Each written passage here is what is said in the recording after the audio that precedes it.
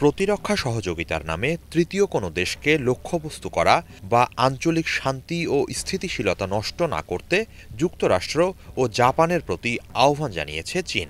শুক্রবার এক সংবাদ সম্মেলনে চীনের প্রতিরক্ষা মন্ত্রণালয়ের পক্ষ থেকে এ আহ্বান জানানো হয়। সংবাদ সম্মেলনে মন্ত্রণালয়ের মুখপাত্র জং শাওগং বলেন, যুক্তরাষ্ট্র ও জাপান জল ঘোলা করে দক্ষিণ চীন সাগরে বিবাদ বাড়ানোর চেষ্টা চালাচ্ছে। এ প্রচেষ্টায় ফিলিপাইনকেও দলে ভিড়িয়েছে তারা। ফিলিপাইন নিজেদের ঘরে নেকড়ের দলকে আমন্ত্রণ জানাচ্ছে। যুক্তরাষ্ট্র ও জাপানের ঘুঁটি হিসেবে ব্যবহৃত হচ্ছে তারা। এই অঞ্চলের শান্তিপ্রিয় দেশগুলো এর তীব্র নিন্দা জানায়। সম্প্রতি চীনের কোস্টগার্ড ও জলপথের দুর্বৃত্তদের মোকাবেলার নামে ফিলিপাইনকে $500 মিলিয়ন সমমূল্যের সামরিক সহায়তা দেওয়ার ঘোষণা দিয়েছে যুক্তরাষ্ট্র। একই সাথে জাপান ও ফিলিপাইনের সঙ্গে যৌথ সামরিক মহড়ারও ঘোষণা দিয়েছে তারা।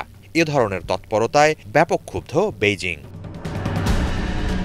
ফিলিপাইনের ইকোনমিক জোনে ওই মহড়ার আয়োজন করা হবে। ওই এলাকা সংলগ্ন নানহাই জুদাও ও আশপাশের জলসীমায় চীনের সার্বভৌমত্ব নিয়ে বিতর্কের অবকাশ নেই উল্লেখ করে মুখপাত্র বলেন, নিজেদের অধিকার রক্ষায় বেইজিং প্রয়োজনীয় সকল পদক্ষেপ নেবে।